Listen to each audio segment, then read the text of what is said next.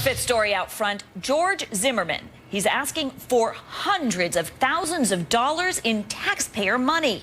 Well, today, Zimmerman's legal team said they plan to ask the state of Florida for a reimbursement of between $200,000 and $300,000 in legal fees. That would cover the cost of his defense team's expert witnesses, transcripts, and other expenses, which he rang up before he was acquitted for the murder of Trayvon Martin last month. David Mattingly is out front with the story. There is nothing free when it comes to George Zimmerman's freedom. His defense team estimates Zimmerman's acquittal cost millions, and now Florida taxpayers could be paying part of the bill. I just think it's absurd that he had to spend it. We had to spend it, the donors had to spend it, and that somebody shouldn't pay that back. Florida Law 939.06 makes it clear. A criminal defendant who is acquitted doesn't have to pay court costs or fees. Zimmerman's attorney, Mark O'Mara, says that includes fees for transcripts and experts who testify. So, how much? $200,000, maybe $300,000. O'Mara says blame the prosecutors. I wish somebody would say, why is no one calling up the state attorney's office and saying, how dare you prosecute somebody for a charge there's no way you could ever convict? We did contact State Attorney Angela Corey's office for comment. We were told the state attorney's office will respond to the request in the proper arena, the courtroom. Zimmerman has to make a case for his reimbursement, and he may not get everything he's asking for. But whatever taxpayers pay, added to the bill they're already picking up for jury costs, court security costs, and the costs to the city of Sanford. A list of expenses the Orlando Sentinel recently estimated at $902,000.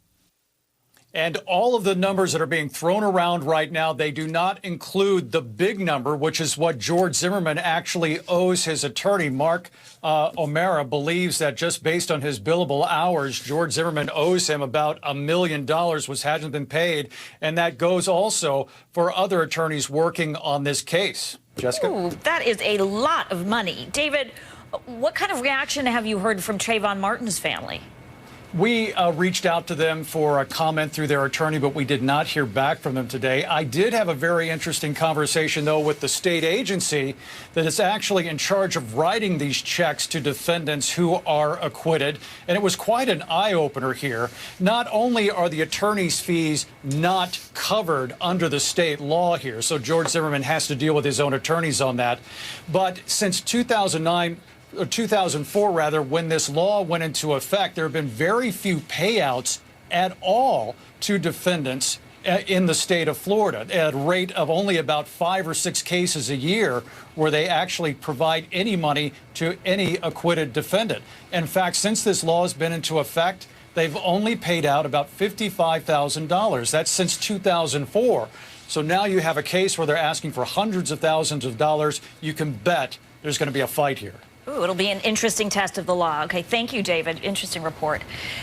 Janet Johnson is a criminal defense attorney and a former prosecutor based in Florida who can tell us a little bit more about how this one's likely to play out. Hey, Janet, we haven't heard from Trayvon Martin's family, but there's already plenty of upset over this. How common are these requests for reimbursement?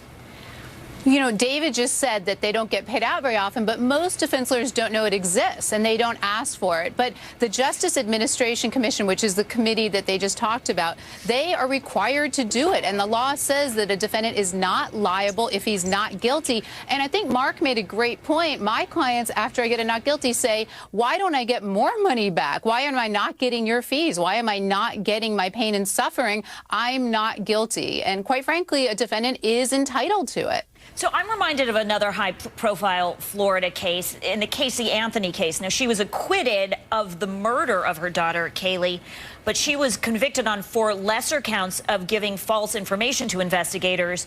Now, David says that there were no payouts of more than $55,000, but she was at least at one point, the state said she should be at least partially reimbursed.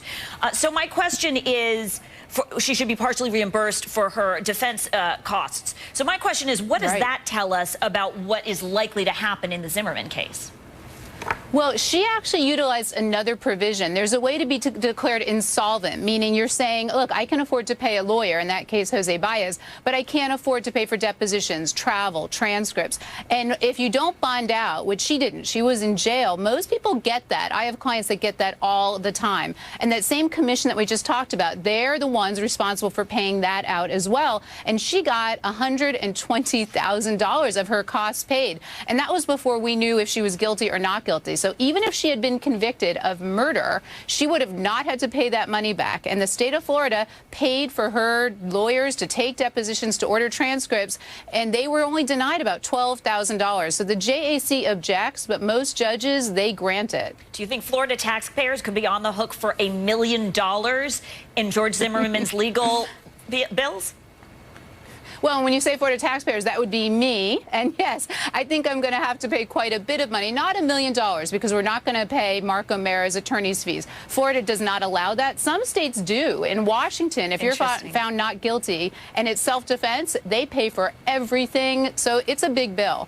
We'll see how this one plays out. I have a feeling there'll be a lot of interest in it. Thanks so much for your time.